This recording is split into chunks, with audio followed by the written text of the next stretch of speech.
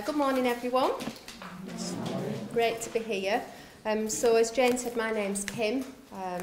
We won't go into the title. We can have a chat about what I do throughout the day if anybody's particularly interested. I am actually a mental health nurse by profession, although I've not practiced clinically for a number of years because I've kind of been more in this arena of quality improvement and programme management. But when I was practicing clinically, I actually worked in the area of dementia care and in particular people with late stage dementia, and always had a real interest in palliative and end of life care. And we probably didn't name it that then in kind of mental health services, but sort of later stage and comfort care.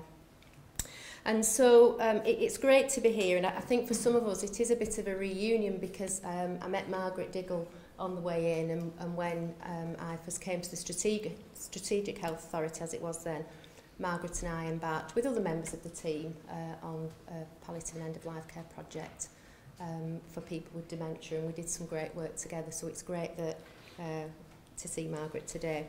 And actually days like today don't just happen. I think ultimately it is because of the persistence of people like us here in this room that keep dementia and older people and palliative and end-of-life care on the agenda. And that can be really hard work, but we need to make sure that we keep banging that drum. And why is it important? Well, you know we will all die one day. We've probably all experienced bereavement. In fact, today, for me, I'll share personally, is the anniversary of my brother's death 22 years ago, so it feels quite poignant to be talking today. We will all grow old, hopefully. We'll grow old well. We've probably all got relatives that are older and facing the challenges of being older. I can say that for my parents just now, and parents-in-law. And sadly and probably worryingly, some of us here will develop dementia. So I think today is really, really important. And it's about taking opportunities for me. And we're always on the lookout, the team at the Strategic Clinical Networks. We're based in Greater Manchester now, so we're part of devolution and all that's happening there. And that does bring us some great opportunities. I also am Programme Manager currently for Dementia United, which is the Greater Manchester strategy for dementia.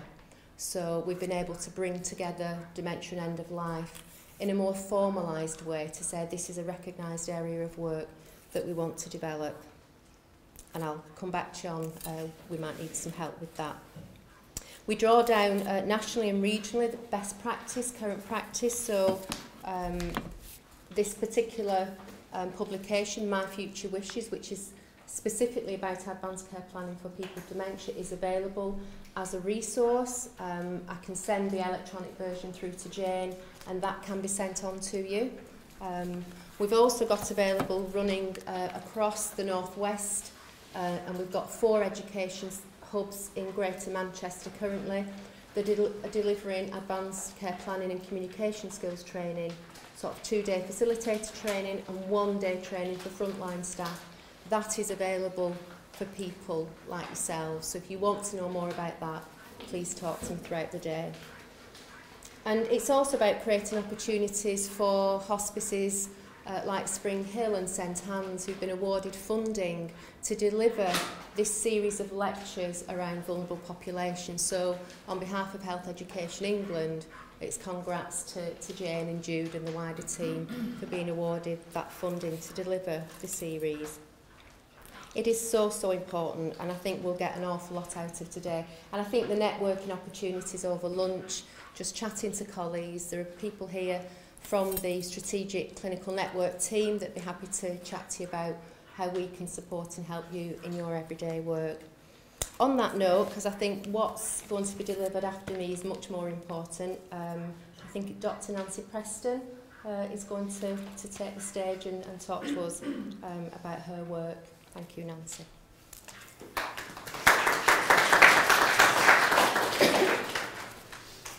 So thank you very much, and thank you for inviting me today. It's lovely always to come to a different hospice. I've not been to Springhill before. We go around a lot of hospices.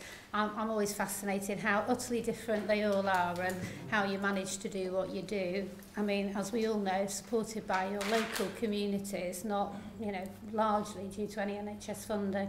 So it is really great to be here today. Tell you a little bit about me. So I'm a nurse. I used to work in cancer care. I worked at the Royal Marsden in London. And in London at the Royal Marsden, people get a lot of treatment if you've got cancer. You will be treated literally until you die if you want to be. And what I realised, I was really working in palliative care. And it was about, and that sort of gave me my interest in palliative care. My first research was about management of ascites, which is very different. I was very much involved in symptom control to begin with, but we do a whole range of research now, and I'm going to talk to about some of it this morning around older people and some of the work with dementia this afternoon. So I come from the International Observatory of End-of-Life Care at Lancaster University. We used to be known as Death Row, and we were all on one corridor. I mean, it's funny, isn't it, when you work in this area, when you talk to sort of normal people outside this area, they're quite shocked by our terms. And an International Observatory on End-of-Life Care, apart from being a mouthful, is a bit off-putting as well. We don't use it on most of our information we give out to patients. I came into this, I inherited this title of where we work. There's one bit where you're being upfront about what you do, but there's also being off-putting, and I think it is difficult. And I can remember two guys, I think they were from physics when I first went there, and said, what do you do? Just sit around watching people die? And it was like, yeah, it's when you're not in the world, it seems quite different. We are a multidisciplinary group. We've got doctors, nurses, quite a lot of nurses, social workers, psychologists, and it's been going for about 11 years now. And we work at an international level and do really local projects too. Now, I've got quite a long slot to talk for, so if I start going on about something and you think, well, what is she talking about? If I listen to this for about the next 10 minutes, I'm completely lost. Please just put your hand up and flag it, because I think we've got enough time to do that if it's not very clear what I'm saying. I think the other thing I'd say is about just this whole issue of inequalities. We're trying to get palliative care for everyone, aren't we? We're trying to give people options and access. We think about the National End-of-Life Care Strategy. We were talking about, and I think largely and more importantly, we're going to end up getting general carers to deliver palliative care, because specialist palliative care cannot get to everyone, but we can educate, we can train, we can support, and we can take the complex cases. But, that National End-of-Life Care Strategy is great. But when you improve access to palliative care, you generally improve it even more for the people who are already getting it. And when you're looking at inequalities, you want targeted approaches for the people who are not getting enough of the service. So if you keep just trying to do more of what we're doing, we're going to get more people with cancer, more people who are probably white. It's the whole, the picture of the average hospice is what we're going to get. We're not going to get people with dementia through our doors. We're not going to get the frail elderly through, and give them support. So we need to target at those particular groups. And I think that's why this series of talks that they've got between St Anne's and Springhill is so important, because it's really trying to address inequalities. So I'll use this, do I? So I think everyone knows we've got this ageing population, and there's no surprises in that. And I think if you're working in health, you're also realising we've got this incredibly ageing workforce, particularly in specialist care. Somewhere like Cumbria, where we do some work, it's incredible, the age of most Macmillan nurses, and what's going to happen when we hit that cliff. But people who are older, they're not like people with cancer where there's an event that occurs and they start to die. It's such a gradual, slow process. We're talking about multiple chronic diseases, disability, and real complex care needs. People have got multiple things wrong with them. And increasingly, people are going to go to care homes. There's a statistic that we think by 2040, 76% of deaths are going to be in care homes. So that is where death is going to largely occur in the future. People have seen this before. Yeah. So the top line in black, that's cancer deaths. So people are reasonably well, they're functioning reasonably well throughout the time they've got cancer, and then they have this real sudden, it drops down, everything starts to go, and you've got a relatively short period of time when people have, you know, what we'd think of as end-of-life care needs. And that's where palliative care developed, that's the model we developed in, and that's where we came in at. Inpatient units are still massively probably outnumbered with cancer patients. The ready line, which is what colour it looks from here, is people like with COPD, heart failure. So it's a gradual drop, and they have these real episodes, don't they? And they go into hospital very short of breath. Are we going to get them out of hospital again? But they might bounce back, and then they might bounce back again. And you kind of never quite know when the last bounce is going to be. And that's often older people, but it's very difficult to know when is palliative care going to kick in. And the line at the bottom is more that frail group, the frail elderly and dementia. It's just a gradual, they've already got quite poor function, and it's gradually coming down. So when does palliative care, when does end-of-life care come in? And these are some of the issues we've got to try and grapple with to think, when do we bring people in? Any idea what these three people on that picture have in common?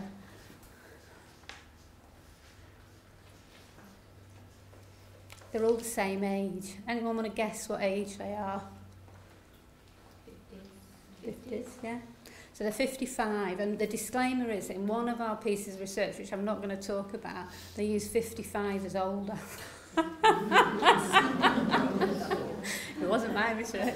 And but I mean, I think, you know, this is a question, isn't it? What is older? You know, and is older an age, or is it that you're more frail? And I think we're starting to think about it not so much as a number, but more in terms of function and what you're able to do with age. So, yeah, so that's my disclaimer. It wasn't my study, but I'm not going to talk about it anyway. But it was an interesting study. It was looking about what's the impact on the carer when someone dies at home. It was called Unpacking the Homes, so it was interesting.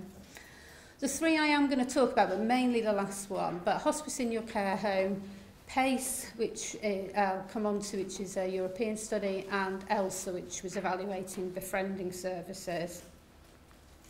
So hospice in your care home. Anyone from Wigan and Lee? No.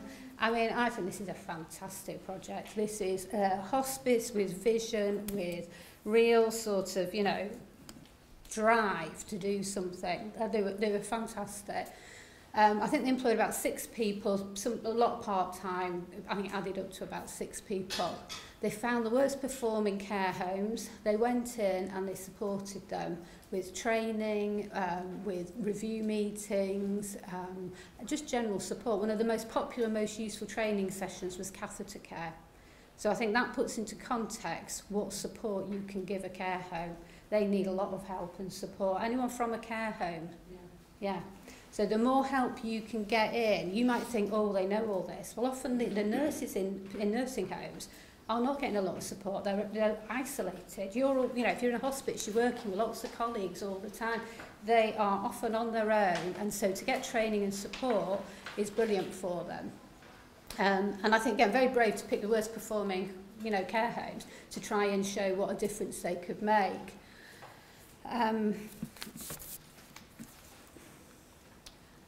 So what they found by doing this, we just came in and did an evaluation of it, and they reduced hospital admissions by 25%, which is a huge achievement for anywhere.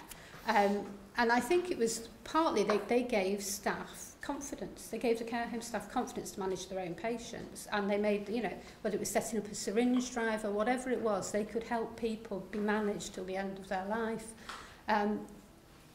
I think things like, you know, UTIs dropped off, things like that, just really, really good input. Not every care home massively adopted it, but most did. And the barriers with releasing staff to attend training, and if you're going to set something up like this, a lot of the particularly healthcare assistants don't drive, they're on minimum wage, they can't get to your training, because you've got to think about bringing stuff into that care home to support them. So struggled to access venues. And what were the staffing levels to release people, and are you going to pay for people? And I mean, you know, the cost of this for a care home to release their staff is actually quite a lot. The benefits are massive, but it's, you know, this is something really CCG buy-in is needed, which is what they got in Wigan and Leigh. The real one of the biggest benefits was the link to hospice status. So it was like this gold touch of the hospice that you're suddenly linked. So people who'd been on deprivation of liberties, you know, like dolls, when there'd been a death prior to it, the coroner had got involved and all the rest of it. When the hospice was involved, it was like, oh, the hospice is involved. Oh, it must be all right then, mustn't it? And it was a much lighter touch. And so it was seen that they were getting support and help. They're the really responsive team. Those, you know, those healthcare assistants and nurses, they were really there on the phone, ready to answer and support.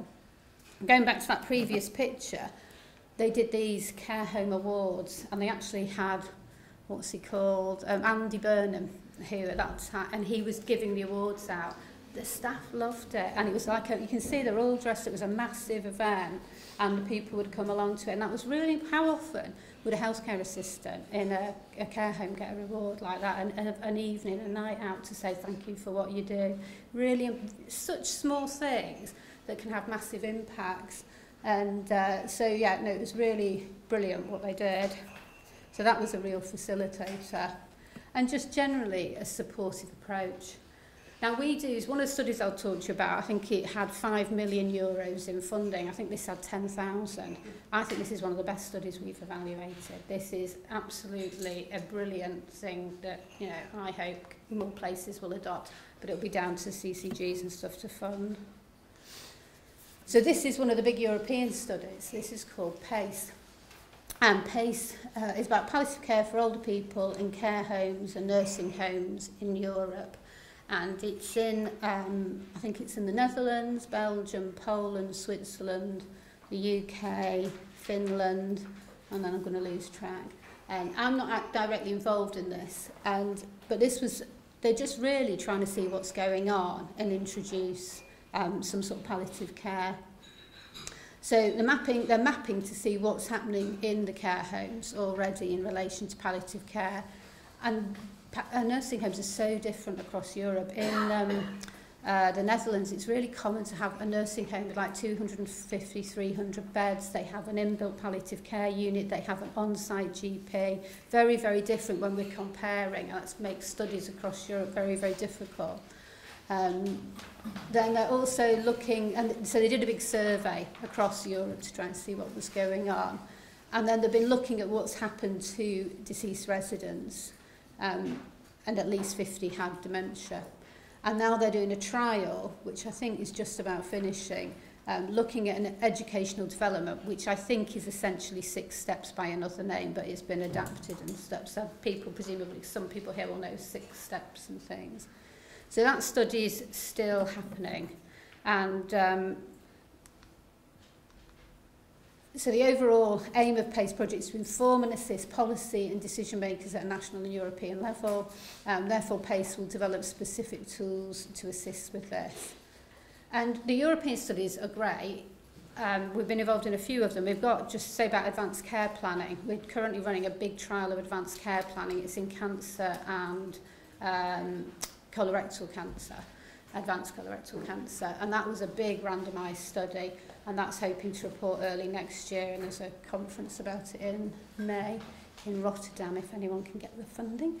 And then we had another one looking at how do we integrate palliative care, because one of the problems with things like advanced care planning, it's great we have these tools, but how do you embed them into a system so they actually happen and get used?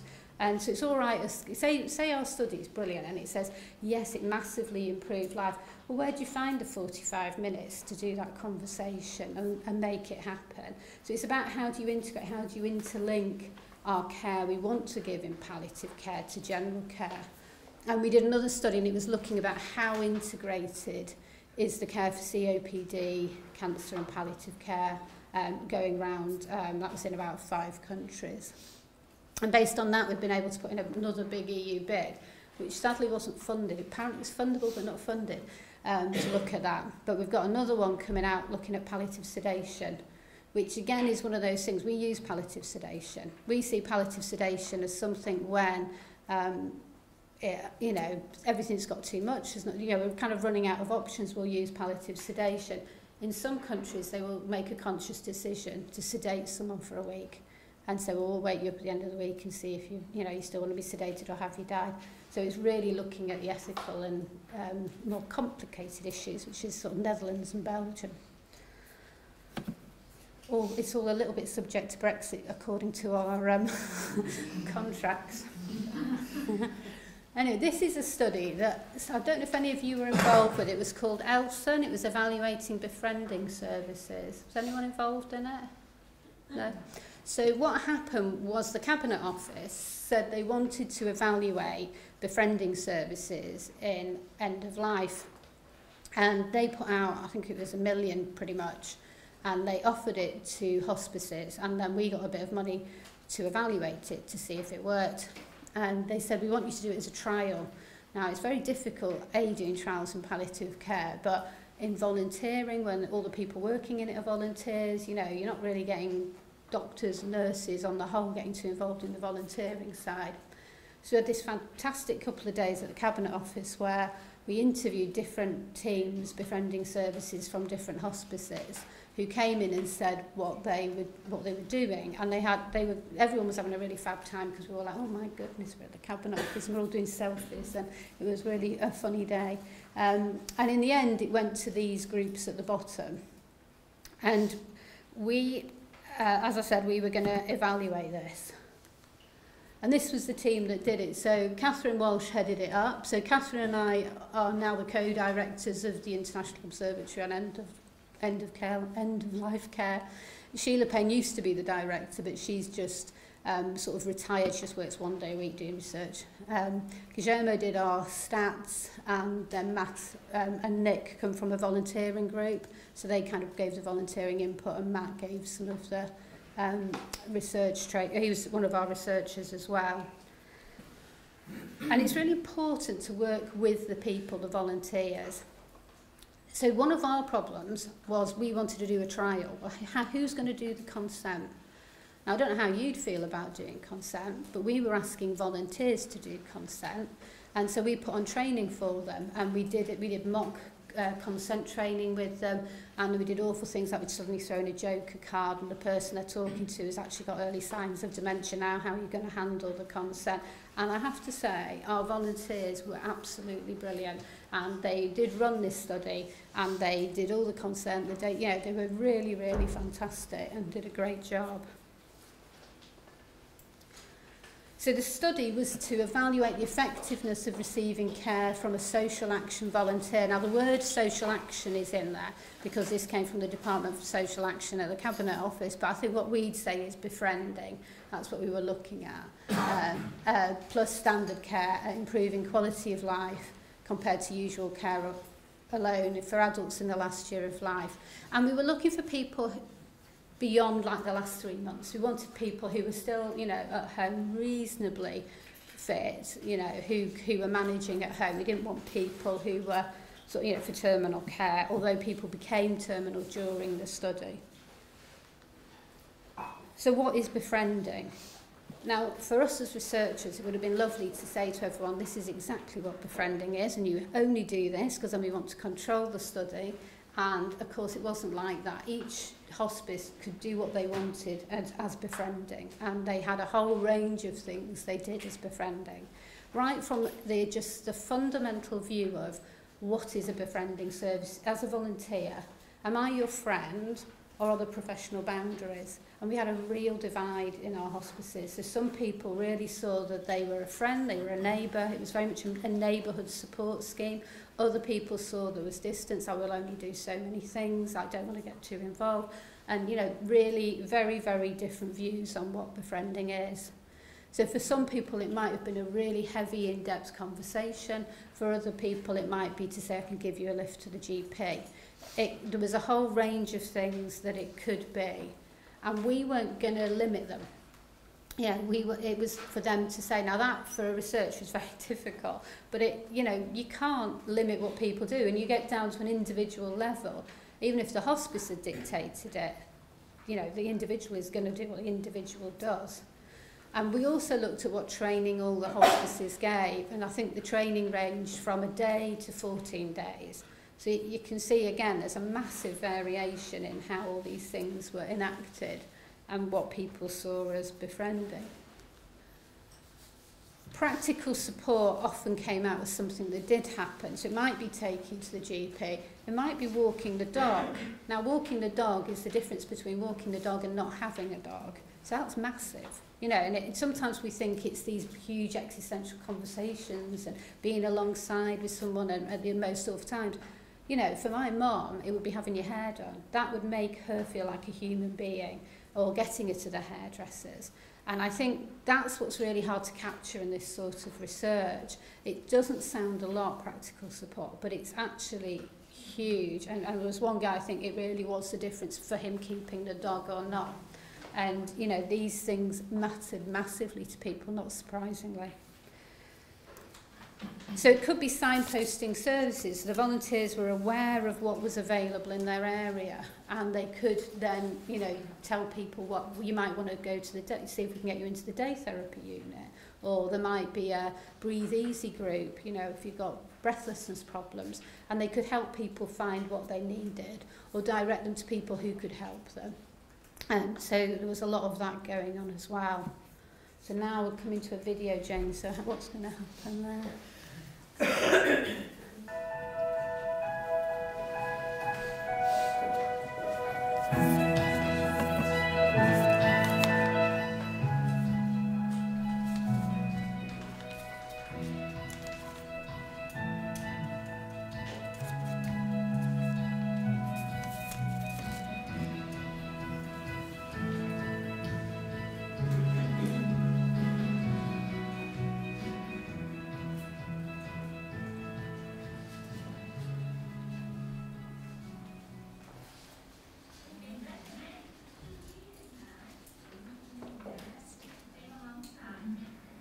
It's worth a lot when you do know that you've got somebody coming up, especially because they want to come, not because they've got to. It's friendship, I suppose. It's friendship, Marjorie. I think it was what you needed, and it was what I needed as well. I know. Yeah. I know I needed it. And it seemed like something falling from heaven. I did have a guardian angel. Yeah. That's all everybody needs to do, especially when you get old. 99 aren't you, Marjorie? 100 next July. Yeah. Yeah. If I get there,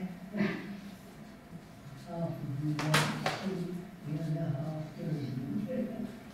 It's a time of your life when you must in everybody's life, when they need to meet somebody who they can really talk to. And that's what's made, I think, the both of our lives. Yeah. It's made a big difference to my life coming here to see you. You don't understand that really, do you? Because I'm moaning in it.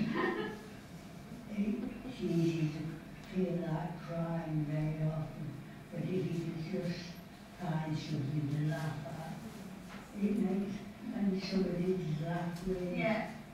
Well, we've done both, haven't we, really? Yeah. We've cried together as well, haven't we? So, yeah. Then we pull ourselves together and, yeah. Time when you can sort of feel not unhappy exactly, but not satisfied with what's going on, and then you can't do anything about it. Well, it's frustrating, isn't it, when your mind's still so good and such a terrific memory. It's frustrating for you, isn't it, that gets you down when you can't do the normal everyday things, isn't it? It's nice to have. That's why I'm Brenda I can talk to, because we can agree together. And it's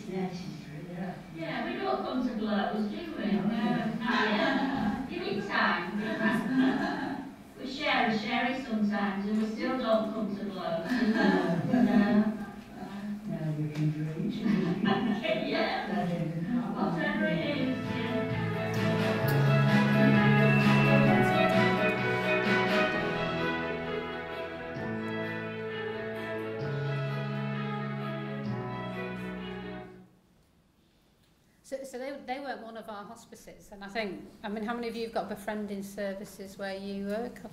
Yeah. I'm a trustee at Blackpool, and we've got a befriending service. Again, nothing to do with this programme or anything, and it was, you know, and it's having fantastic results. And I think it also can often be the befriender and is the person getting a lot out of it, and it's a much more meaningful engagement than perhaps just helping with the tea trolley, or, you know, sometimes some people want to do more, and it gives them that opportunity to do that.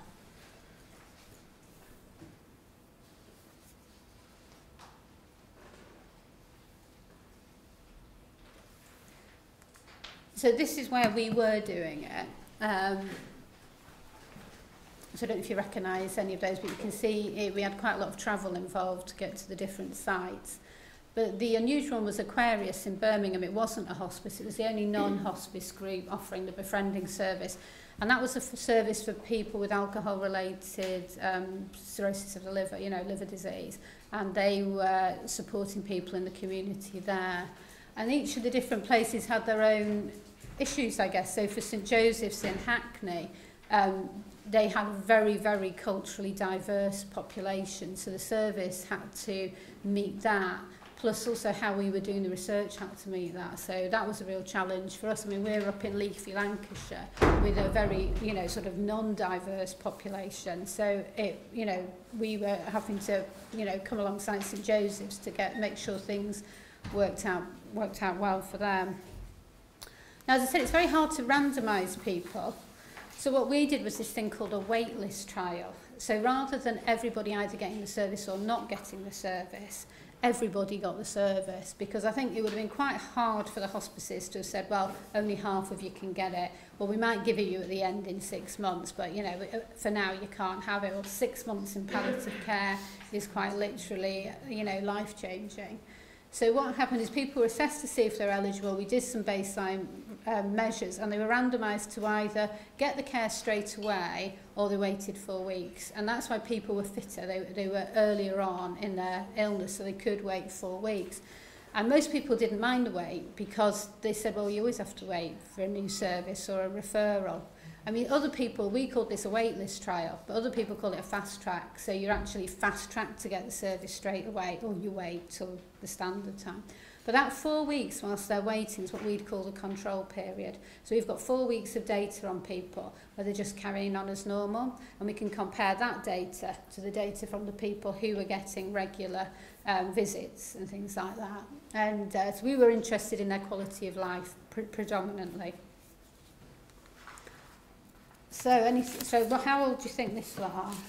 72. Oh? I think it's something like it was at the time. I think they're older now, but I think they're about, I think it's like 71.8 or something. So yeah, bang on. And that was the average age of our participants, which was actually, so I said again about age. So this is what happened was, local services, might be the hospice, might be a community nurse, whoever, said, oh, I've got someone I think might benefit from the service, and they, referred them in. And so we said it was a service for older people, and they kind of chose, and this was the age that people were, so that was the average age. And so, I'd say reasonably young, but, I'm getting older. So 56% of people were living alone. So 44% of people were considered as needing a befriending service, even though they were living with somebody. And I think that's an interesting finding. You might have assumed it was everyone living on their own predominantly. It was almost 50-50. So it wasn't, exclusively those on their own.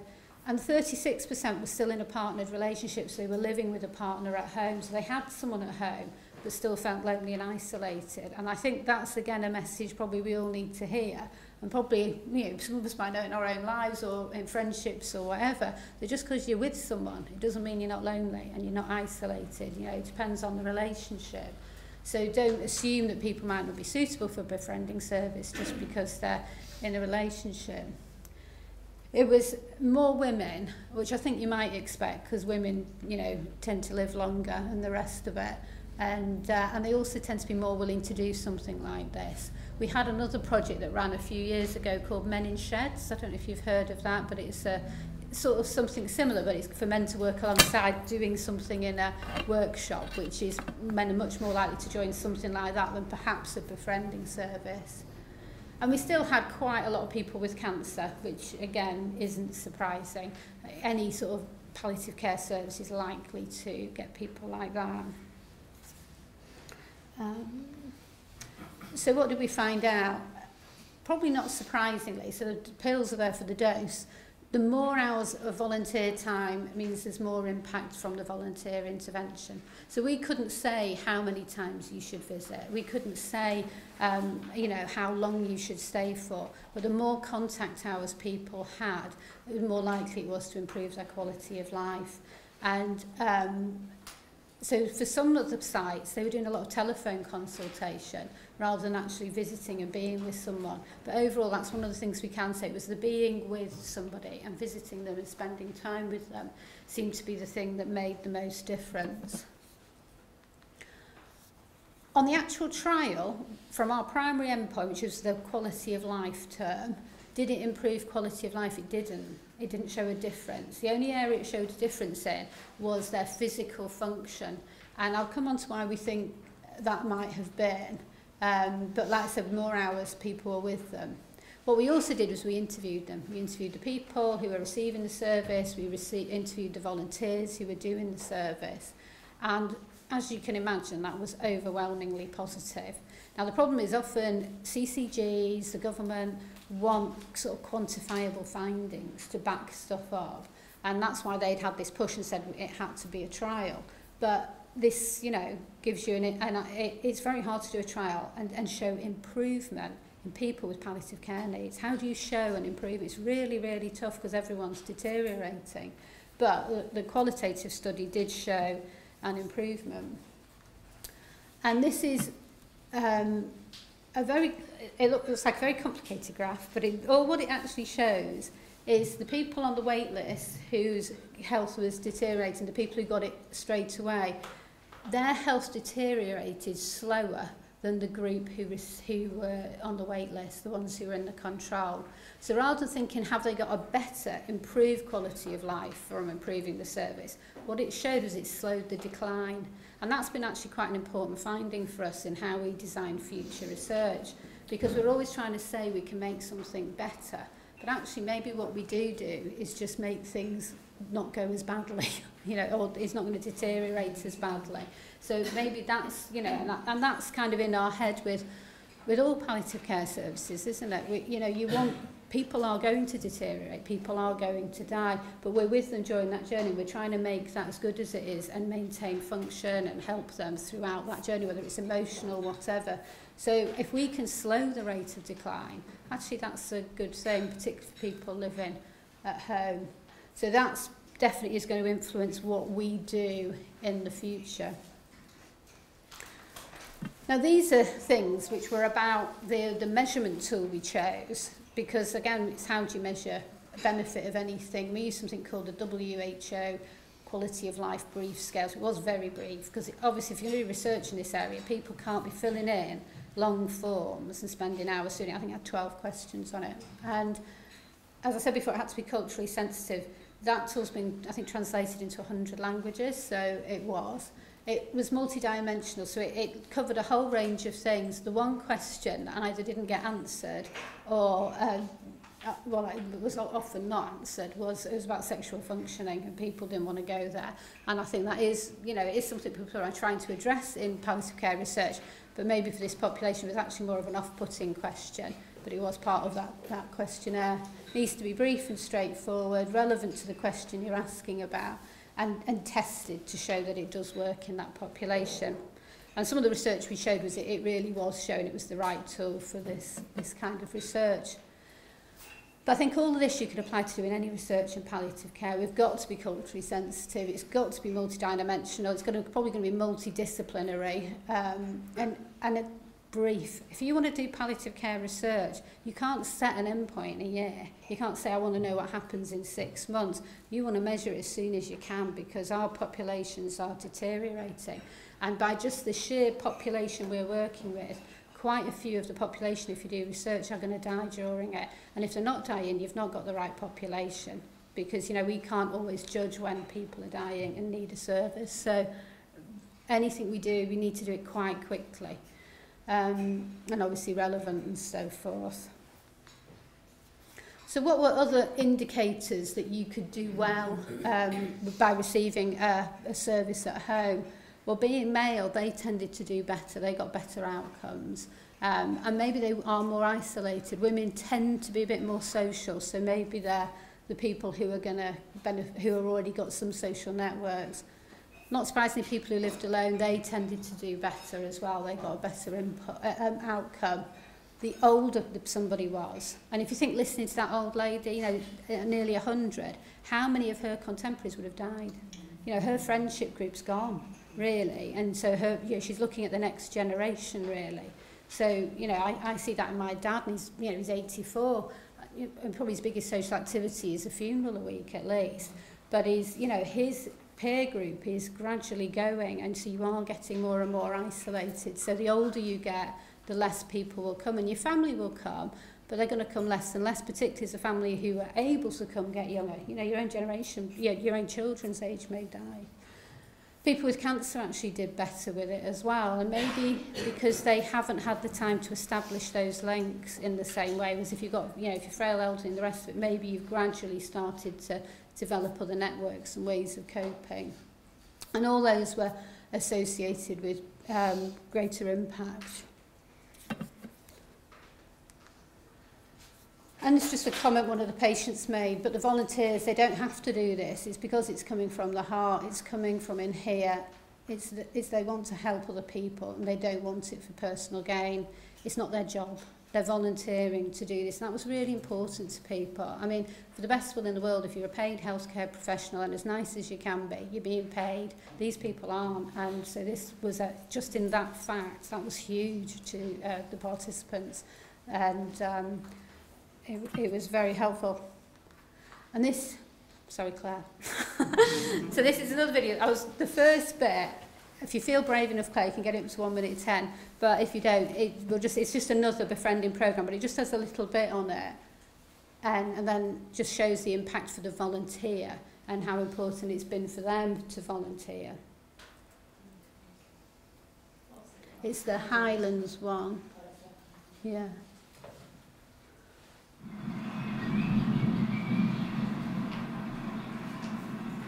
So Help and Hand service is a volunteer delivered service, and it's about supporting people in their own communities from a social point of view. So it's enabling people to have company, respite for carers. It's about doing things alone with people, so it's not just about going and having a chat with folks alone. That's quite acceptable as well. But if they've got practical things like maybe they're having difficulty getting into shops and want somebody's company to go and do that, picking clothes and things like that, they can do that alongside the just having their conversation and being there, listening to how life is affecting them at that time. The difference about this and other befriending services is volunteers are trained from Highland Hospice, and they're trained to know that the people that will be referred to the service are likely to be in the last year of life. Now, it doesn't mean to say that the person's definitely going to die in the next year, but it does mean that the people that will be referred, their GPs or their carers, wouldn't be surprised if their health was to deteriorate in the next 12 months. I've always been very people-orientated. I love to do things that will help other people. And when I saw the service advertised, I thought that's just absolutely perfect for what I would like to do. I'm a single mother with 2 children, so I've got a lot of spare time at the weekends, and they're going off to do whatever they're doing. And I've got an elderly mum and dad who I try and help as well, but I felt that I wanted to give something more.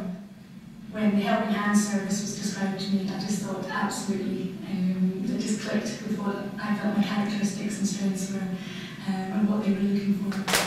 And I really believe in the work that Highland Hospice are doing to support and strengthen community living, and I was really pleased to be able to find a way to participate in that.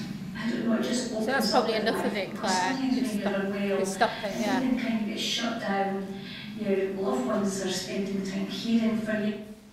So, I mean, I think that's just the message really there is that the person doing the care, the volunteer, is getting a lot out of it. I think we often think, I mean, I've always done a lot of volunteering, and I remember I used to try and get other people to do things. We used to do this service where we used to give food to women who just had a baby, who were probably again feeling isolated and stuff. We'd do a cookies, and the first time you asked someone to cook, they were like, oh, that'd be awful, oh, it's a stranger, I can't. And then they did it and they loved it. And I think that's one of the things with volunteering, that there's obviously a lot of fear, and that's why the training was so important for all these groups to prepare people for what they were going to get into. And at the end of it, we've developed, this, it's not out yet, it's just getting final sign-off, but it's a volunteering and end-of-life and evidence-based toolkit, and it's about helping people set up a service and training, because obviously there's no point doing research if it just stays with us or in the academic journals. So this is being produced to go out to whoever wants it, to help them with their service, and it's got all advice and guidance in how you might set up a service and things like that to, you know, to develop your own service. So that's kind of about the befriending service. And just where are we at now? Well, we're currently doing a project with AGE UK, and they've had a a novel service that they've been developing, delivering in the Wirral, Lancashire and Northamptonshire. And these services, they were kind of going through people who were accessing GP practices and helping them identify end-of-life care services, signposting services, and doing advanced care planning. And we have lots of these great ideas, don't we? But does it work? Is it helpful? Is it useful? So we're doing an evaluation to see how and why the AGE UK later life service might influence the end-of-life experiences of older people. I'm just going to flag up a conference you might be interested in, which is coming up the absolute other end of the scale on February the 14th, but it's about paediatric palliative care. So if you're interested in paediatric palliative care, or you're in a hospice that sometimes receives people transitioning from a service, it might be interesting. And then also, if you're thinking about doing a master's or a PhD, have I inspired you? We have a PhD in ageing. It's where we do a 2-year taught course, and then at the end of it you do your research project, and also a PhD in palliative care and a PhD in dementia studies. And then we have master's programmes in ageing, and or you can just do a straightforward PhD. So, any questions?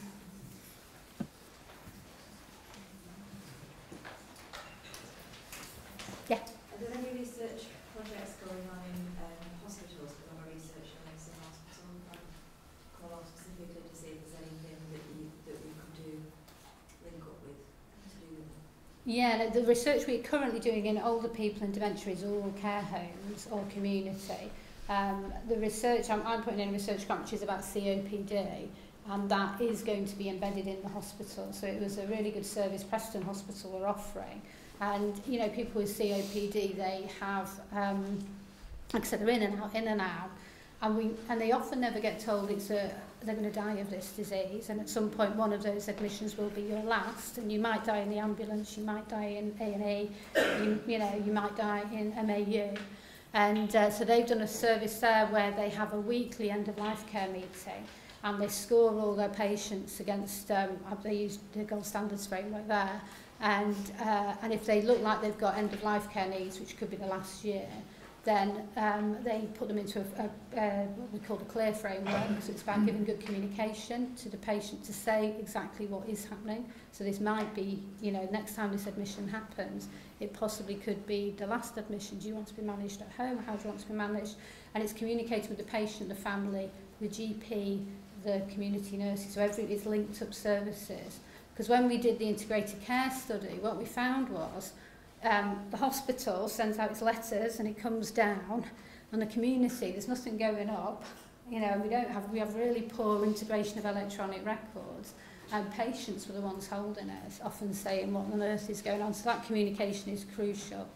The L for CLEAR is level of exacerbation. So at what point is the level you want us to stop treating you at? What, you know, do you want to go to intensive care? Do you want to be ventilated? Do you want CPAP? You know, what level for you is acceptable and okay? That's LE. A is advanced care planning. So again, that's about integrating advanced care planning into a service. So you're having those conversations. It becomes part of the doctors and often the lung nurse specialists to have those conversations. And R is continuous review. So it was a real shame. It nearly got funded as a big EU study, but we're putting it in for a UK study. So that one, you know, that will be. And the advanced care planning was in the hospital as well, but that's finished recruitment now. But that was a huge study, and it recruited, I think it was nearly 1,100 patients. So it's massive for a palliative care study. And if we get clear funding, I think that's going to be 1,500. So these are huge studies to really try and... But I'm more interested probably in hospital, because that's my background. So I think that's where we need to start integrating the services in. Otherwise, it's kind of like palliative care get left really late, and they come in and have the awful conversation. And also, you know, to be honest, at Preston, they've saved huge money by, there's been less people going into intensive care. Because once you get someone into intensive care, how do you get them out again when you've not had the upfront conversations? Often this is all communication. Yeah. Do you have any independent service in central Manchester, especially for ethnic minorities? I don't know if they do in Manchester. They weren't part of our study. But I think St Anne's do. I might be wrong, but I think they do have in St Anne's, but I mean, it's a bit further out, isn't it? We did do some research with the Chinese community in Manchester, and what was interesting with them is they don't actually want to attend hospice. They see it as a place of death, and culturally that is inappropriate, and I wouldn't go there. So something like a befriending service or home care service is much more appropriate, you know, and thinking about the terminology we use again. The befriending service is great, I really do.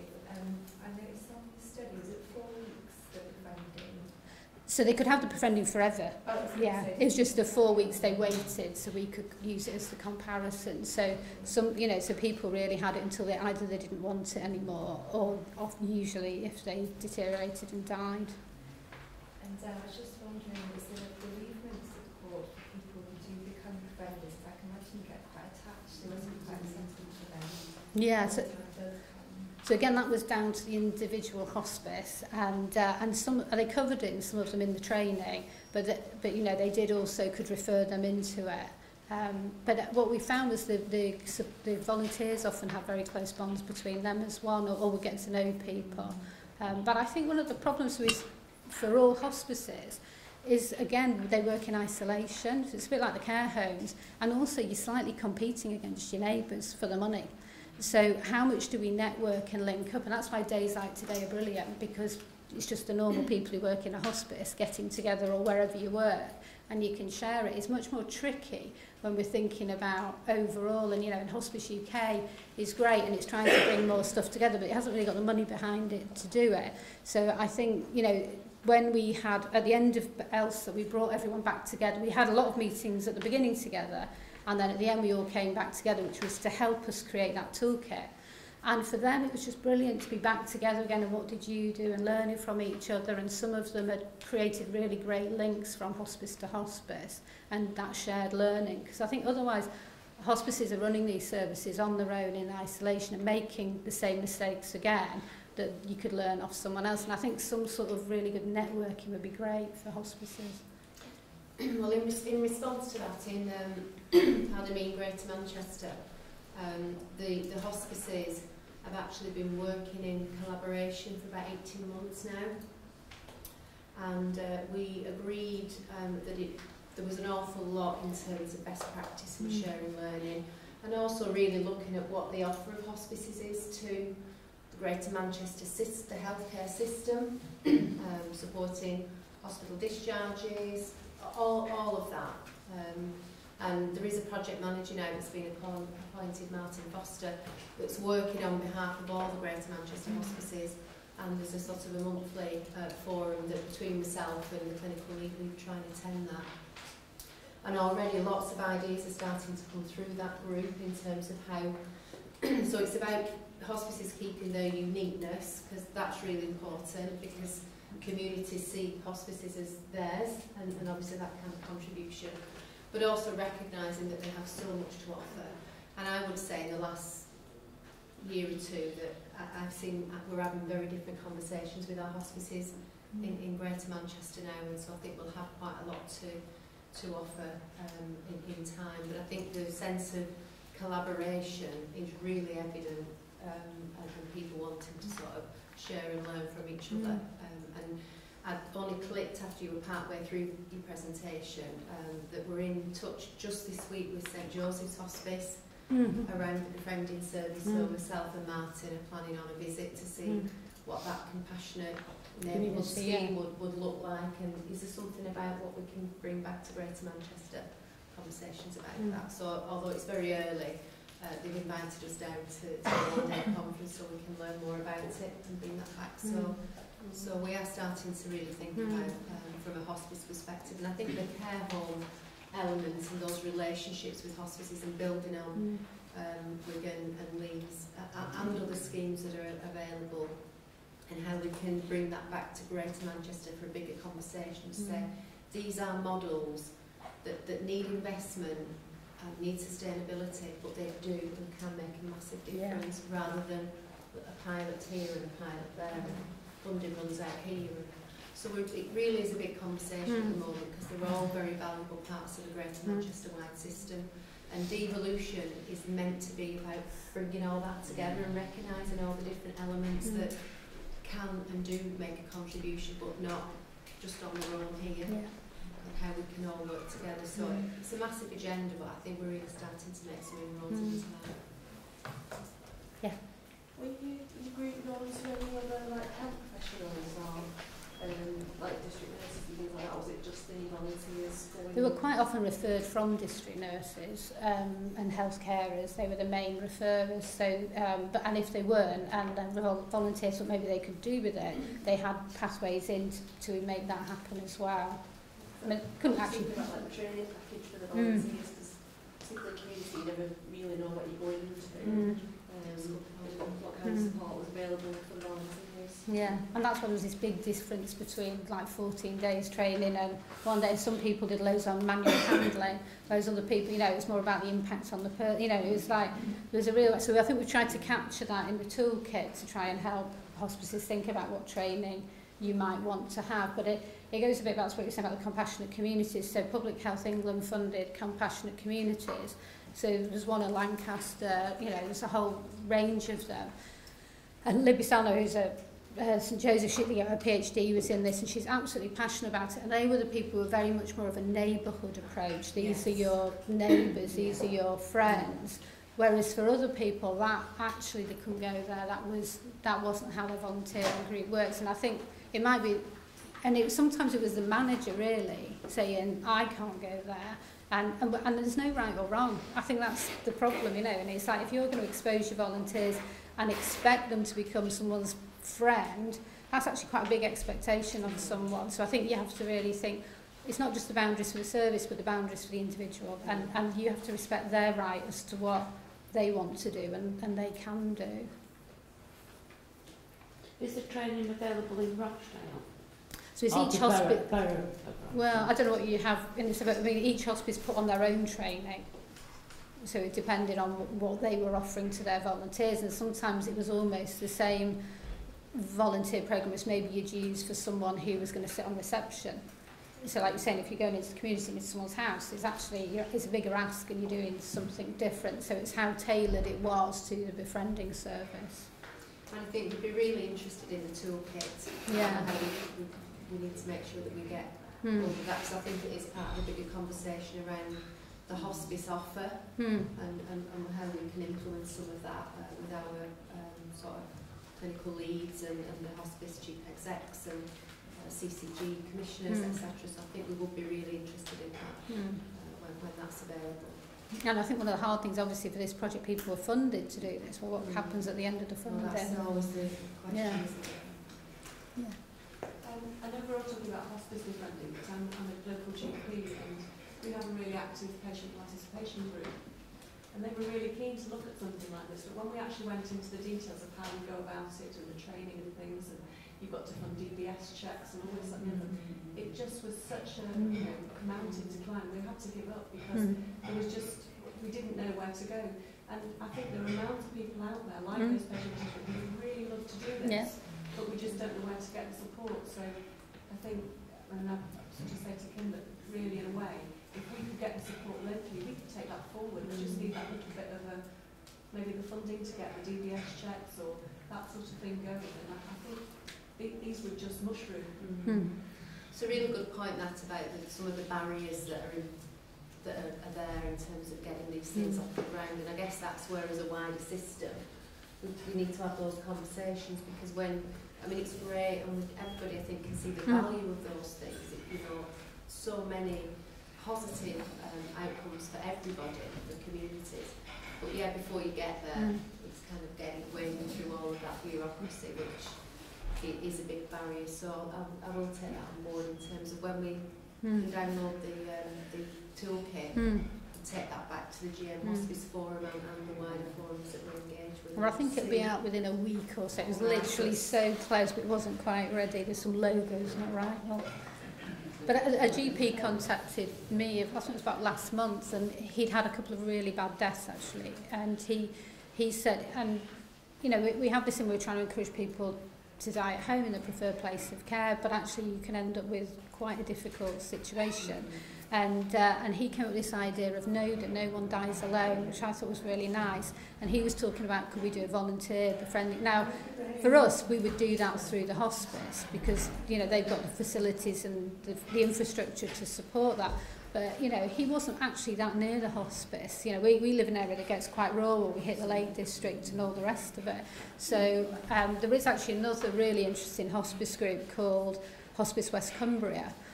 We did some of our earlier research with them, and they don't have any hospice beds. It covers a massive area. It's right up to Carlisle and down to overlaps with where St John's in Lancaster goes. It's like virtually the whole of Cumbria. And they say we don't have any inpatient beds. We have 122,000 beds, and that's very volunteer intense. Yeah, so it's not about raising money for the building and the beds. It's about getting it in there. And so I think sometimes when people have been very innovative like that, there's a lot we can learn from it. And so then for them, they can't go through anything centrally. You know, for them to arrange a bed. For some places in Cumbria, it took 2 hours to get to the local hospital. If you're ill, you know, it's very hard. So it's about having innovative ideas. And so how do you support a GP practice, say, or a group of GPs to do that? And, yeah. And I think the other thing I've noticed in my career is that, you know, I used to be going to visit 78-year-olds at home. Now I'm actually going to visit, all my visits are 90, 97. I've got the odd one who's 100. But they're all of that age, and all their friends have died. Their kids are now in their 70s anyway and frail. And so they don't have that mechanism, and they're just lost. And the really next step is a care home, and they don't want to do that. So it is difficult. And it is appropriate befriending, isn't it? And I know we're talking about dementia this afternoon, but my mother-in-law had dementia, and we got that respite care you can get. And they sent someone in, and she was 19. And my mother-in-law got so stressed because she was having to do the conversation, and she was keeping the visit going. You know, and it's got to be appropriate. And I think these people who are volunteering, they're self-selecting because they want to do this sort of thing, and they tend to, you know, a bit of life experience and can, you know, talk to people. Okay, thank you very much.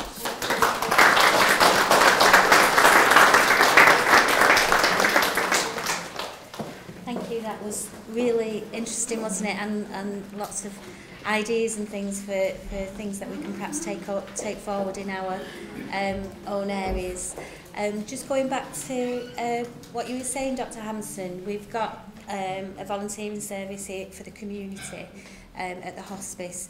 It's a fairly new, it's been going about 12 months, so it's just sort of starting to get there, but we give them training to be able to go out and sit with patients, or to walk the dog, or to do the practical things that do make a huge difference to people, don't they?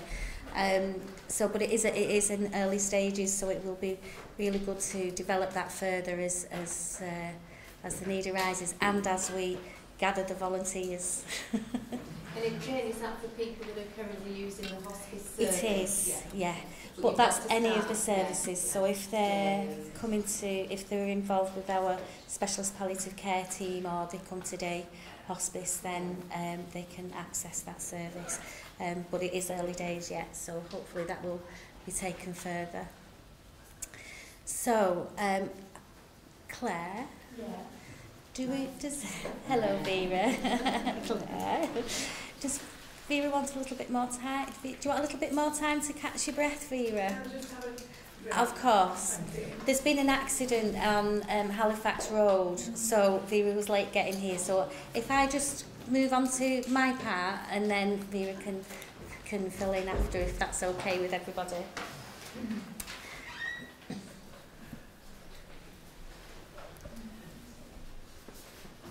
I think it's Claire, it's here.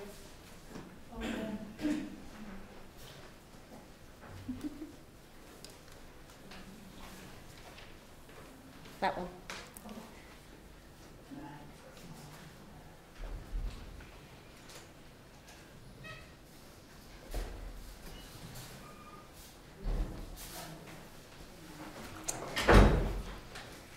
So what I wanted to talk about really is how we are reaching out to the older population in the Hayward, Middleton and Rochdale areas, and what we're doing to try and improve the access that they have to our services, because as Nancy did say, a lot of it is aimed very much at cancer patients, and it's more difficult for other groups to access that service.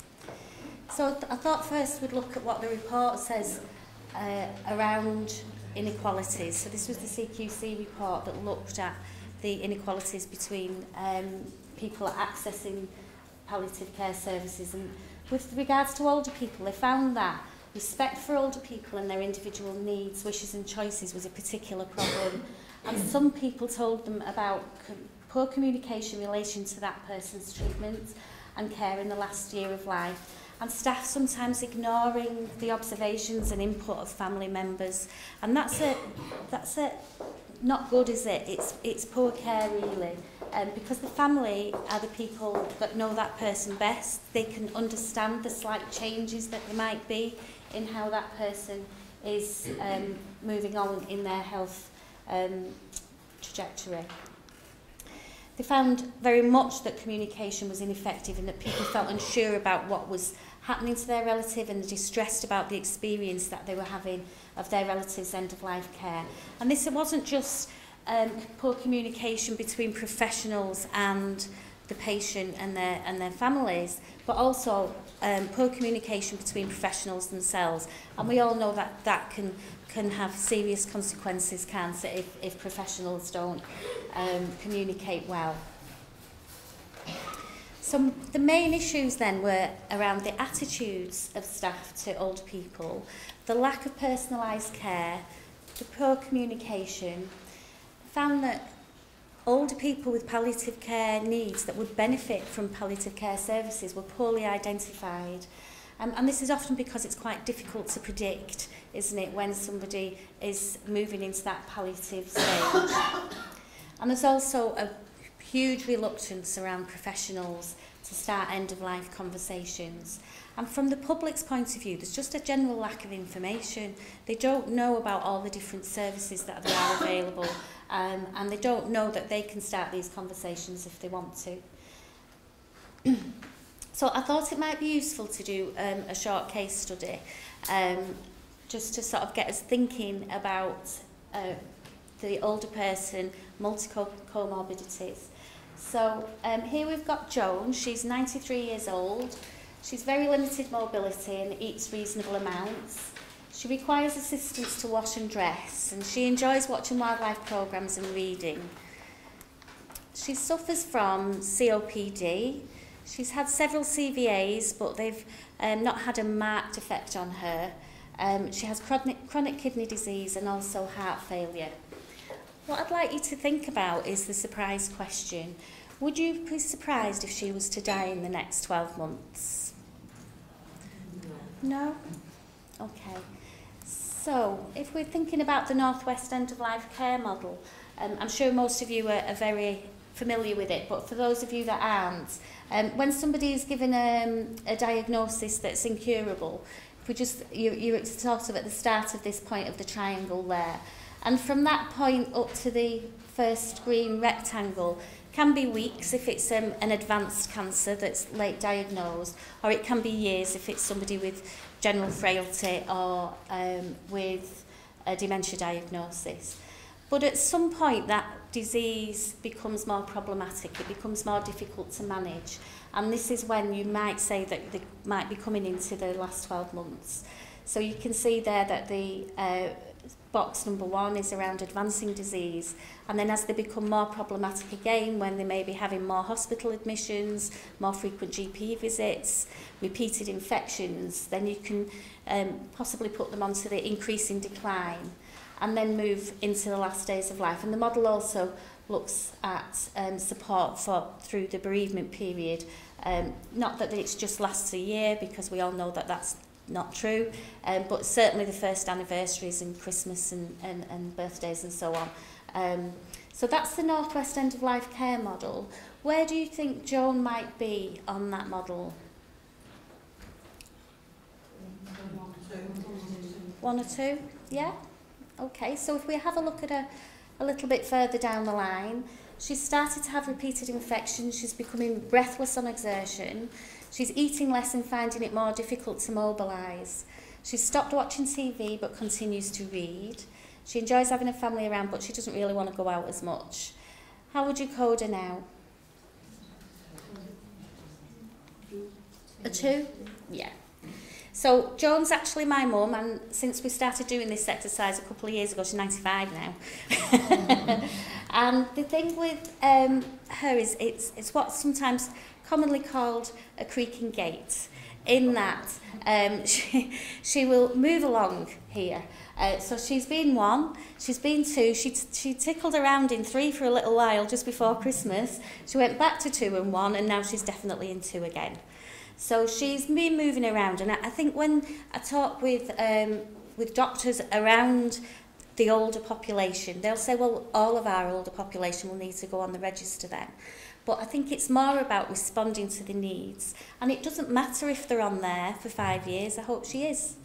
But what matters is that we respond to the prompts that come along with the model, that we make sure that we're having conversations with that patient, with their families, that we make sure that we're talking between our different organisations, with the district nurses, with the community matrons, with the specialist palliative care teams, that we're all working towards what that person wants, that we make sure we're having advanced care planning discussions with them at the appropriate time, that they've had a discussion about resuscitation, is that appropriate, and when it's appropriate again to get the anticipatory medications in.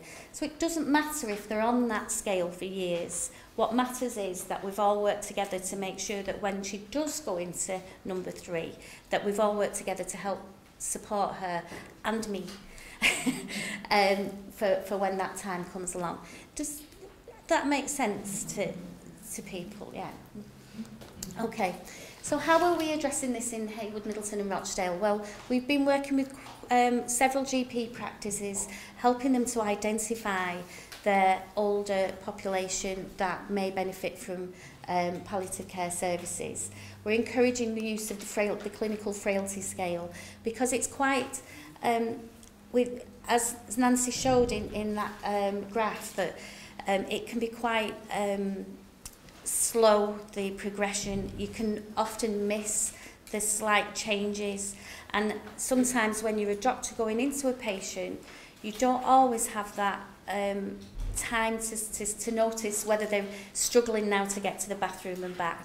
So working with care homes, etc., so that when they're giving information to the doctors or to the district nurses, they're saying, well, yes, she used to walk to the bathroom with a bit of help and back, but now we're having to wheel her back because it takes so much out of her when she's had a wash. So that tells you quite a lot about how that person is slowly starting to deteriorate, doesn't it?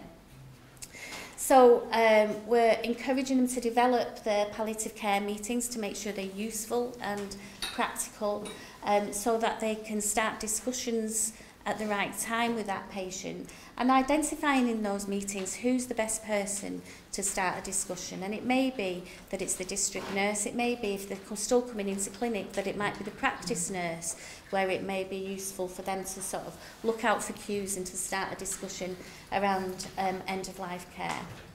We're working very closely with the district nurses, and we've also recently had these neighbourhood teams that have developed, and in those teams we have social workers, the district nurses, community matrons, and we also have a Living Well team. So they will go out to patients and talk about how they can help them be less isolated, and whether that is with befriending service or whether it's perhaps going out to social clubs or something like that, then that's what they will arrange. So the neighbourhood teams are working very closely as a team now, rather than different organisations not knowing what each other's doing. With the care homes and domiciliary care and nursing homes, we're helping them to communicate with GP practices. So we've developed a pro forma that they can complete and send through to the GP practices once a month. And it's just giving a really brief overview of how that person is. And if there's no change from last month, they don't need to write an essay, they just need to put no change. But if there are some changes, however subtle those changes are, then they can document that and send it through to the GP practice. We're informing the other agencies around what the hospice services are, or the specialist palliative care team, the hospice at home team, that will go into care homes and help and support the staff to care for somebody at end of life. And a recent initiative are the primary care nurses that are just about coming into post. So their primary care nurses will be going into the care and nursing homes and doing the practical things like flu jabs and that kind of thing, but also monitoring how those residents are and looking out for changes in their health status, and starting to have discussions around advanced care planning and prompting and supporting the staff really to take that forward. So through education and support, in this area we have the Palliative Care Education Passport, and we aim to train all health and social care staff in the borough. And different to the ones that you were saying before, Nancy, we have no problem in getting people to come to the hospice for the training. Initially, we offered to, if they could put 10 bums on seats, that we would come out to the care home and train there. But they actually like coming here, and actually they get ideas about what can happen. And we also train all disciplines and different organisations in one room, and what that does, it breaks down the barriers, because we have a lot of discussion. They get to understand the difficulties that the staff nurses on the ward have, or the care homes have, and they start to sort of think of things together, rather than being like, you know, that's your organisation and we can't go there.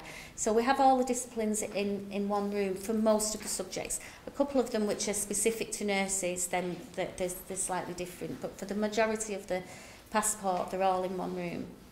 We emphasise the 6 ambitions, and we also promote ELCA. So if people have had their interest piqued through the session, or they just want to learn a little bit more about something, in the workbooks it signposts them to relevant ELCA sessions that they can go on to. And we're currently going out to all the nursing homes and trying to get the managers to sign up for that. But there are other training programmes in other areas. As Nancy mentioned, there's the 6 steps to success, and there's the gold standards framework. But what we need to do is make sure that the training that is delivered is appropriate, that it's practical. There's nothing worse than being in a session thinking, what am I doing here? It's nothing to do with me. And I hope none of you are thinking that today. But, you know, it needs involvement around discussion and learning from each other.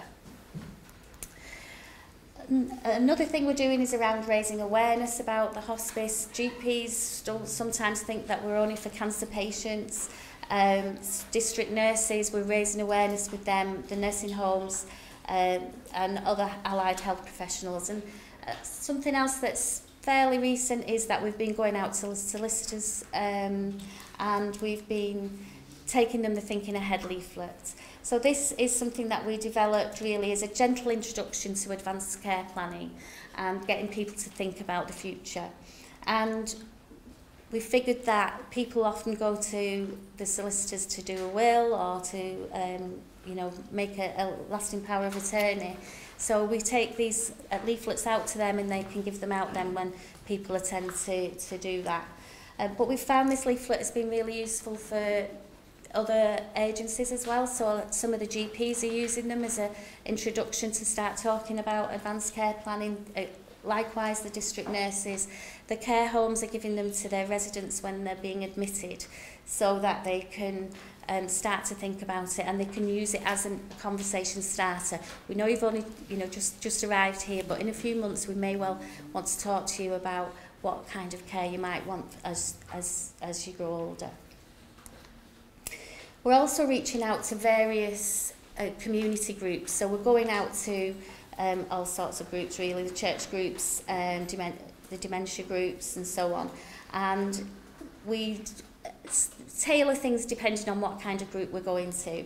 But we create discussions, and I've put some cards out over there that we use, the Grave Talk and the Conversations for Life, that we just start a general discussion in the groups, and then from that discussion then we can move the conversation forward, and we talk about advanced care planning. We talk about, we've got volunteers that we have trained, so that if somebody wants to complete an advanced care plan and it's a bit more complex, they're not sure where to start, these volunteers will sit with them, and they've got the time to just sit with them. They've got no ulterior motive of keeping you out of hospital. They're just there purely to facilitate somebody to complete an advanced care plan. So we've got a couple of those trained up, so we're telling everybody, that they can refer to us for that. We talk about common concerns about end of life, and that might be the symptoms, it may be the psychological aspects, but we will talk about whatever they want to do there. We tell them about hospice services. Again, they're not sure what we do. Everybody just thinks that you come into the hospice and die and that's it. They don't know about the other services that are provided, not only here but in other hospices as well, and the community service that we have. They often want to talk about resuscitation and hydration and nutrition and this kind of thing. So we have, we'll just take it wherever they want. And another thing that we're promoting is around written legacies. So when I was a Macmillan nurse, we often would talk to patients around creating a memory box, but quite often that was very late stage, and they were often too poorly, too fatigued really to do much about that, and it would then often end up doing it as a way through bereavement with the children. So we take out various books, so I've got some samples over there if you want to have a look at lunchtime. I'm not selling them, you can just get them on Amazon. I'm not a book salesman. Because people, the one thing that they really fear is around leaving their families. And this, by providing a written legacy, it's a way of still being there, isn't it? Even though you can't be there physically, you can still be there to support people after they've gone. So some of the facts then there are that end of life for all groups will not improve without meaningful, effective and interactive education for all professionals and for the public. It's no good us all knowing all this, is it, if we don't get the word out there. The services really need to work together and to learn together so that we can break down some of the barriers. And people can't make advanced care planning decisions unless they've got information around what they can expect, what services are available in that area, and how their families as well can be supported. Thank you. Have we got any questions?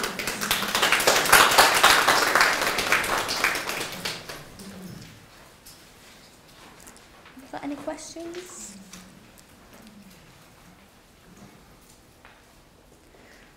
Okay, so can I move on then and introduce the lovely Vera?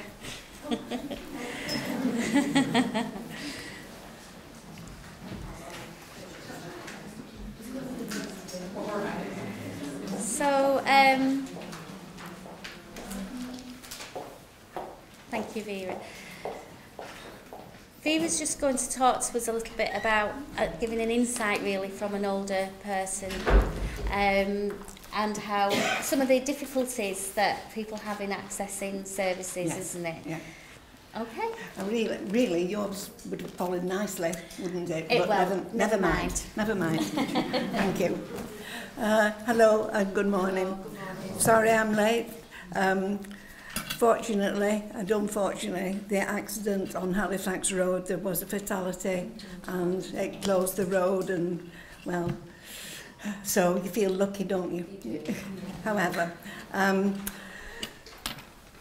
what I would like to is confirm what Jane has already said, and I'm speaking really on behalf of older people, usually around the age of 80 plus. Because I feel that younger people have the whys and wherefores to be able to access services themselves with help. Most of my work, if I like to call it that, was as a volunteer with AGE UK or Age Concern and the Women's Royal Voluntary Service. And although it was voluntary, we did undertake very serious and many lectures, training, so that we could support these services in general. However, when Jane asked me, I thought, good gracious, where do I start? The list was endless.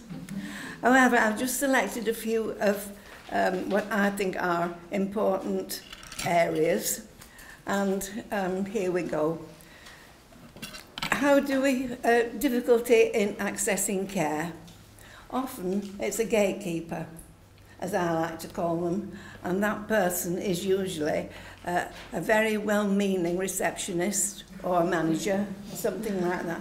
But they are there to protect those people, but sometimes you feel as though you want to push them away and say, come on, this is what I want, however.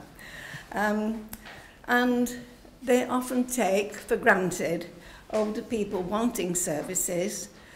Can they hear? Can they see? You know, they just take it for granted that, and also they take for granted that you know what IT is. And that is a big stumbling block for people in their 80s. We haven't been used to going online or accessing information through computers, etc. So that is, again, a big stumbling block.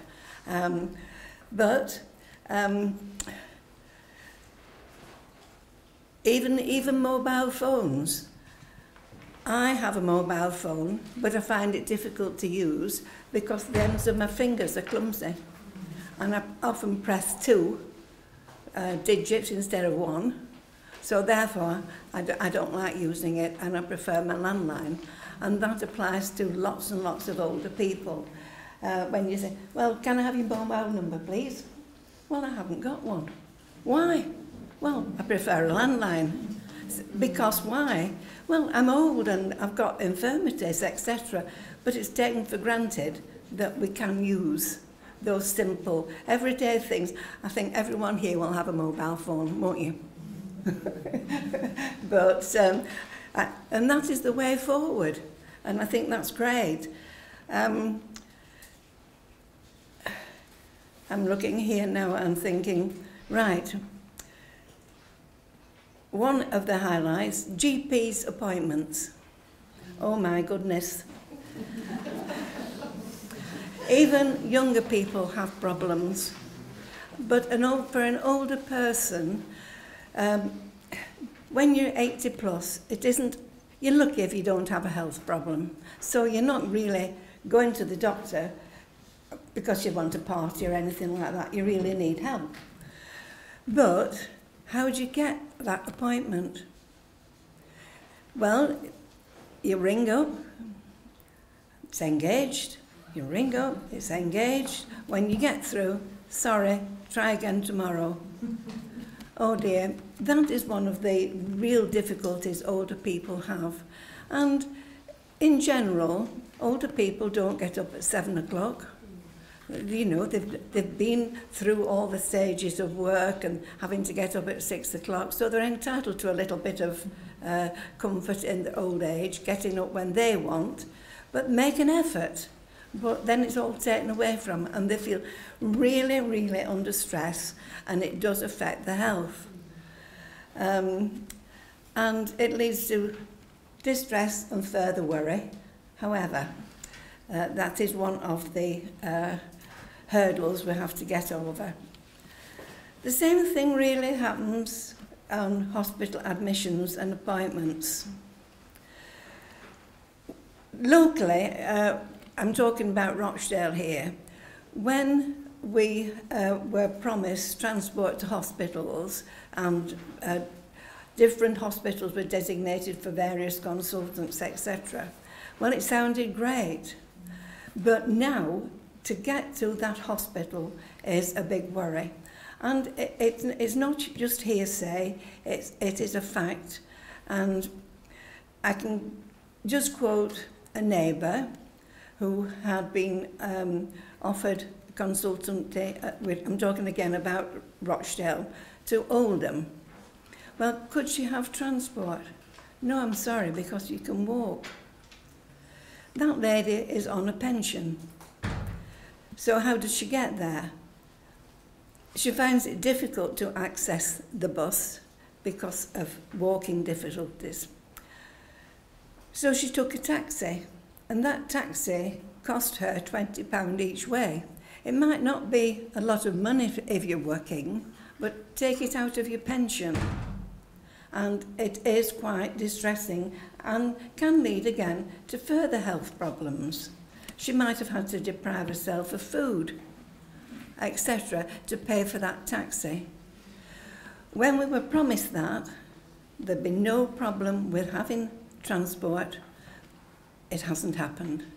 So transport again is a big problem for older people, not just to access the services, but in general.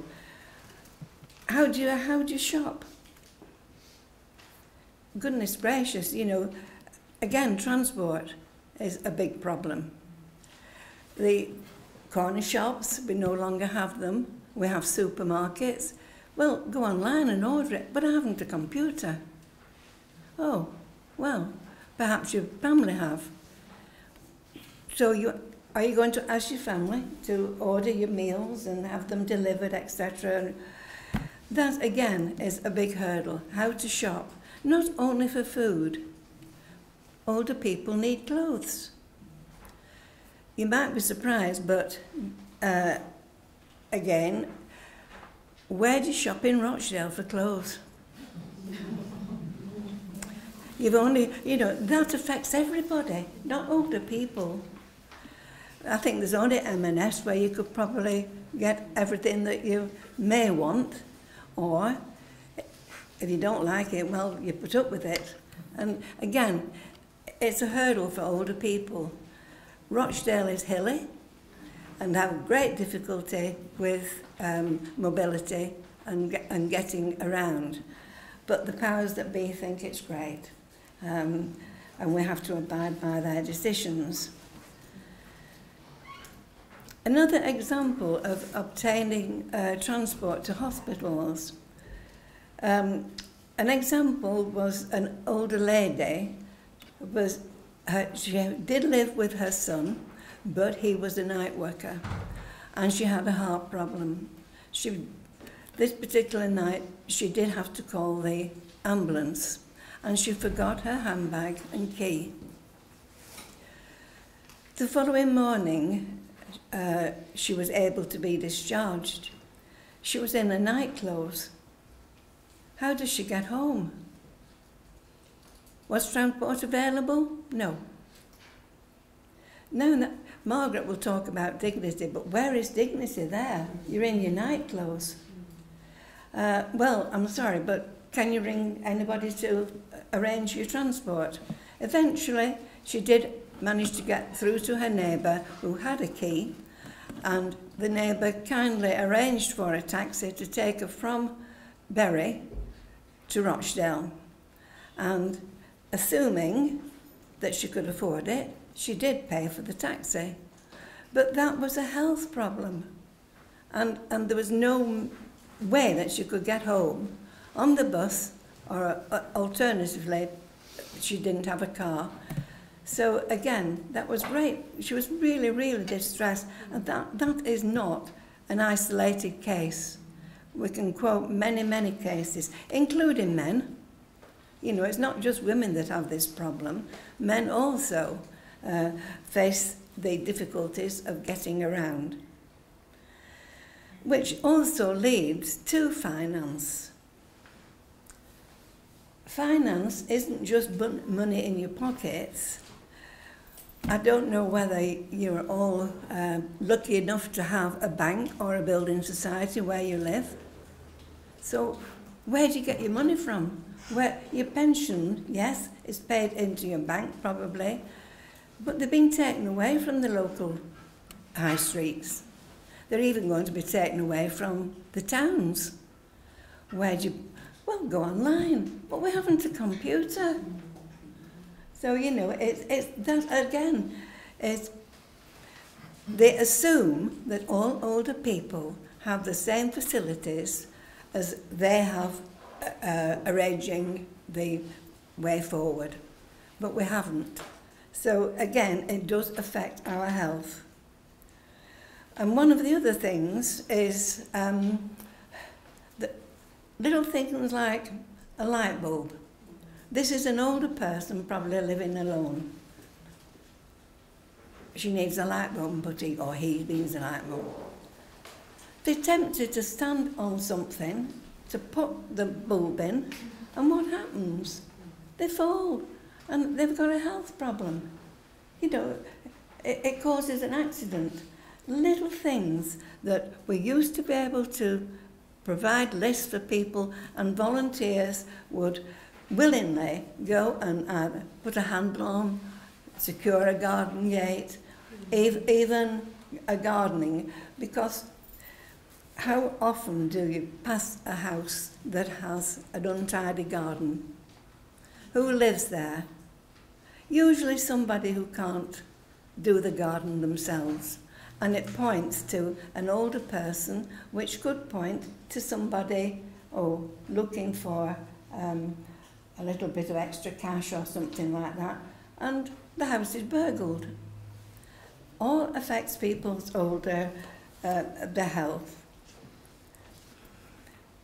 I also think one of the, whilst we do have televisions, and whilst we have maybe friends and neighbours providing a little bit of company, where do you find, if you want a hobby, where do you go? If you want to do handicrafts, there's plenty for children. The libraries, you know, are full of information where children can have, especially school holidays, handicraft, hobbies, different model making, etc. But for older people who are lonely, often live alone, yes, they might be clumsy. They don't want to be do art to sell that picture or anything like that. They just want the company around them and the facility to be able to do it. But it isn't there. So again, unfortunately, the centres, the community centres, the older people's clubs, etc., they're all disappearing. And they're just not available anymore. So that causes loneliness, and I think loneliness often causes other problems such as dementia, and if you don't use your brain, it stops working, doesn't it? So again, that is just a little thing that could provide a lot of pleasure inside their own homes to do when they had a little bit of training, or take it home and finish it at home, etc. I looked at one of the slides and Jane mentioned the care homes. Oh my goodness. For older people and their families, it is still a huge worry. You're invited, and the brochures are lovely, They look good, they do this, they do that. But do they? Do you go at a time when they're being fed or at a meal time? The brochure says, you know, they can have a choice and they can have this and they can have that. But can they really? One of the projects that I was involved in with the local authority, the adult care services, we were trained what to look for, and it was to support the service themselves. And we went at the most unusual times. No, they were still in bed, or they'd had to go to bed early and it really was the staff hadn't time to provide that care for everyone. It was a huge problem. In the care homes, sometimes all you looked at was, well, they'd have socks on. But that was their dignity. Had they not time to put the right colour or whatever sock on? Well, it didn't matter because they were there in the care home. They were being watered and fed. And I think, again, a lot of that is lack of training with staff, and also shortage of staff, because it isn't everyone's cup of tea to look after people. But eventually, we all need looking after. But it is how to access the services that can provide that help and care for people over 80 or older. And looking at end of life, I often think when you're with older people and you're chatting, etc., and maybe they've made the will, and that's good, but have the solicitor mentioned that, have you put anything about the cost of a funeral, that sort of thing? What a worry.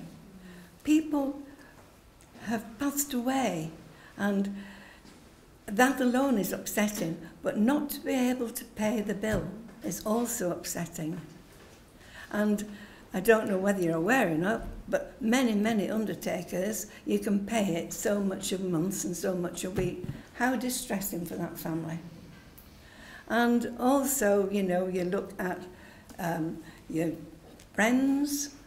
You had lots and lots of friends when you were 80 and working. Where are they now? Unfortunately, they've passed away.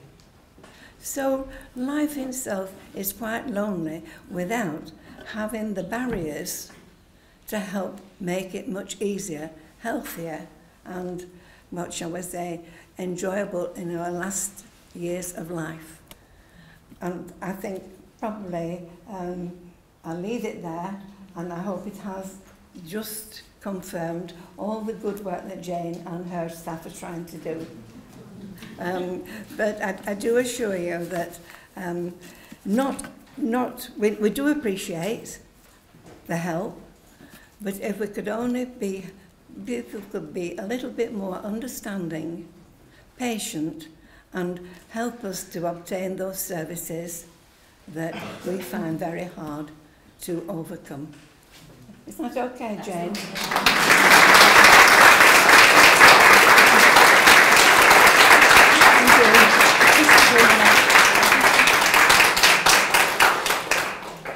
Thank you. Vera gave a good account there of how some of the difficulties that we perhaps just take for granted, don't we, in this modern way of life. And I think she gave a really good insight into some of the problems that older people may well face, and actually does have a massive impact on their health.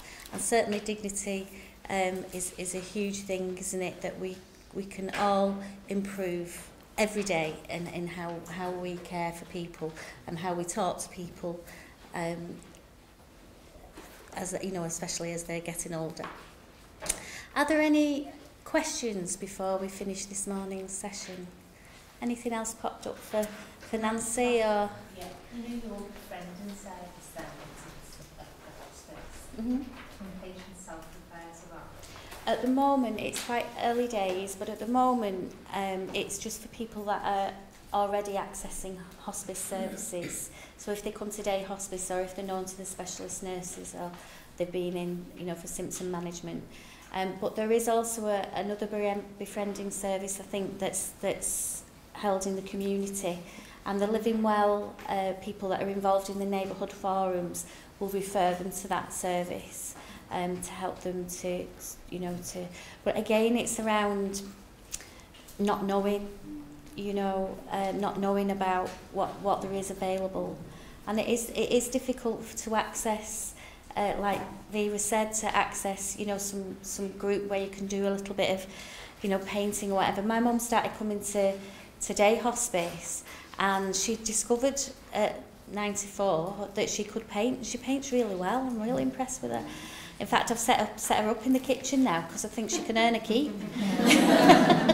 But her face, the first time she gave us something, because we're all used to being productive, aren't we, as human beings? We're all used to making something or doing something. And when you get very elderly and very infirm, then that slowly disappears, doesn't it? And her face, when she was able to give us something that we haven't got on online, that we haven't taken her shopping for or anything like that, she'd done that all on her own. It was worth a pot of gold, that, just to see that. So I think we underestimate the good, really, that is done by socialisation and just being able to produce things. I think it really, Vera, thank you. She's there at the back. I think it just reminds us that, for most of us here, we're in paid roles. But I think it just really reinforces our roles as citizens and neighbours, and I think over time that has become quite eroded because lots of the things have taken over. But actually, it is so important, isn't it, to know our neighbours, to understand who we've got living around us, who we could make a difference, whether it's through your local church or other groups, or just popping by and knocking on someone's door, and that actually doesn't cost a lot. No. It doesn't cost anything, in fact, maybe some of our time. And I think sometimes we are just so busy doing what we're doing, and we do have very busy lives, but actually when you sit down at the end of the day, sometimes you think, what have I actually done today? It's been very stressful. I know I've been really busy. I've been at work for 10 hours. But actually, how has that made me feel as a person? And yet you can do one little thing for someone else or with someone else, and it can just make you feel so much better. And I just think, listening to Vera and hearing what Vera has to say, it's just a reminder that actually sometimes we just need to take that extra step to say, is there anything I can do for you today? Would you like me to help you with that? Because I'm also very aware, Vera, and I think you're probably one of these individuals, that older people want to be independent. They don't necessarily want, to be wrapped up in a blanket all the time, but actually it's about knowing what people need and how we can help them. So that's really helped me today, just listening to Vera and thinking, actually, it is just about asking a question sometimes and reaching out to someone locally, or in the street or in the shop or wherever. Yeah, thank you, Kim. Is there anything else? It's a bit like exercise, isn't it? Once you start, you have an absolute blast. Yeah, it's just getting there. I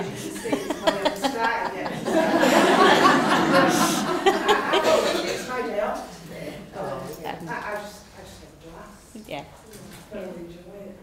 So it's about just finding the time, isn't it? It is. You do find it. Yeah. It's very much like exercise. Yeah.